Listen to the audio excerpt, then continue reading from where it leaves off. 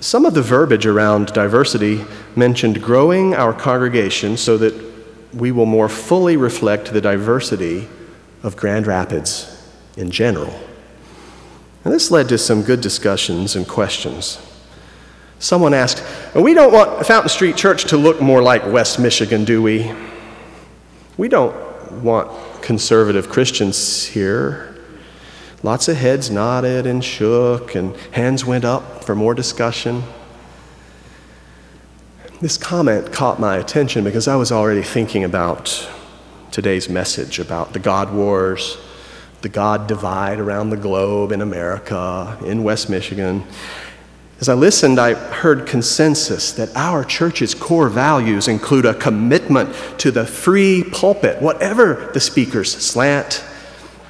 Another core value espoused by this church's great preachers of the 20th century and continuing today with your present clergy team is that we take a non-literalistic, non-fundamentalist view of sacred texts, learning from them what they have to offer us today, but interpreting them in light of reason and experience. But the notion of discouraging conservative Christians from coming through the door, it gave me pause. Because we know what a haven Fountain Street has been for the conservative Christian parent who was shunned by her church when her 20-year-old son came out as a gay man. Her church told her that in order to remain in good standing, she must disinherit him and kick him out of her life. We know what this beacon of progressive religious experience means to the middle-aged couple who feel so blessed to have found each other after 2 messy divorces, only to have been told by their home churches that as remarried divorcees, they're living in sin and their home churches will not recognize their second marriages. So they came here.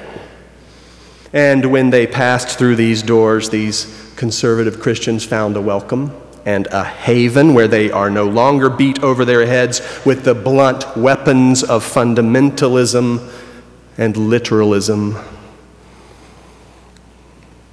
And think about the interfaith family. She's a somewhat conservative Christian who happened to fall deeply in love with a declared humanist. They're looking for a place to raise their children around some of the values they hold most dear. They like the character school curriculum, imbued as it is with timeless ethical lessons from the world's religions, and including a whole year on the teachings of Jesus. There's a Bible verse that comes to mind as I ponder otherness and bridging divides. I printed it in the bulletin this morning below the date on the first inside panel. It comes from the letter to the Hebrews, the 13th chapter, and it instructs, "Do not neglect to show hospitality to strangers, for by doing that, some have entertained angels without knowing it."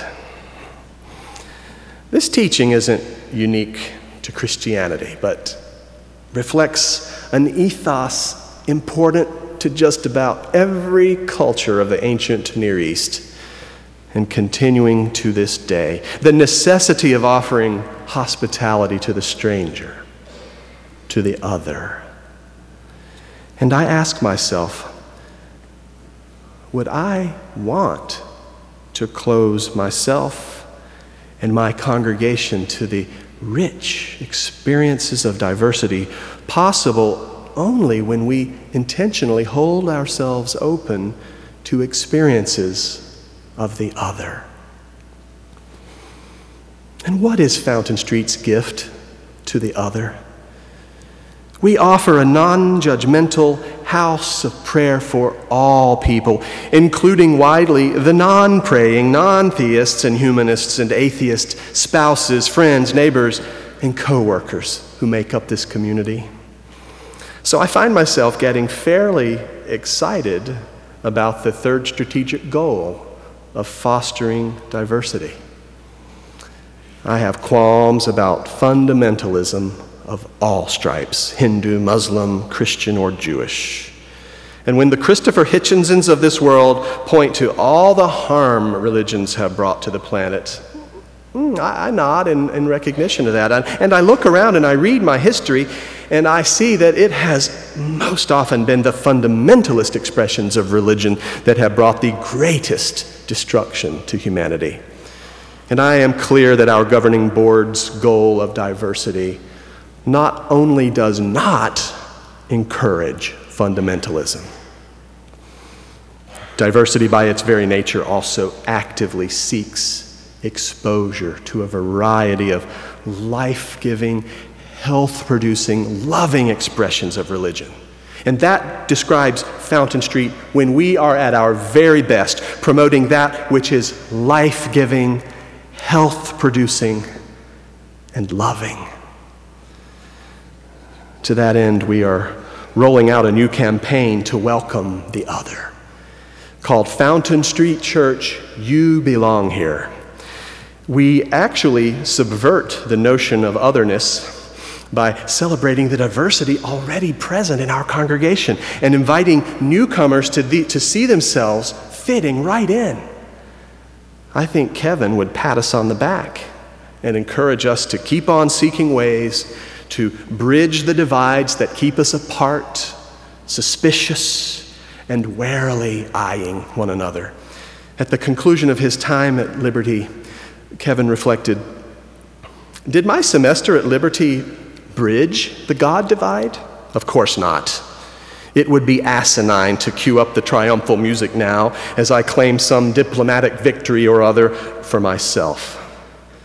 At the end of the day, the two sides of this culture war still have glaring differences. And those differences are likely to continue to define the relationship between the evangelical community and America at large for decades to come. Humans have always quarreled over their beliefs, and I suppose they always will. But judging from my post-Liberty experience, this particular religious conflict isn't built around a 100-foot brick wall. If anything, it's built around a flimsy piece of cardboard held in place on both sides by paranoia and lack of exposure. It's there, no doubt, but it's hardly forbidding. And more important, it's hardly soundproof. Religious conflict might be a basic human instinct, but I have faith now more than ever before that we can subvert that instinct for long enough to listen to each other.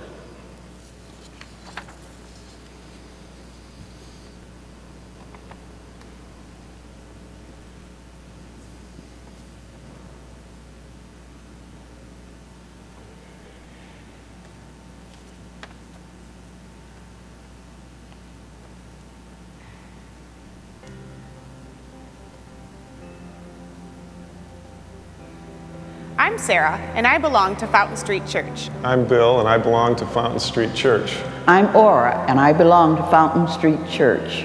I've been coming here for over 3 decades. For 6 years. 4 years. 20 years, off and on. Because this is a church where everyone belongs. Writers. Artists. Architects. Old people. Families.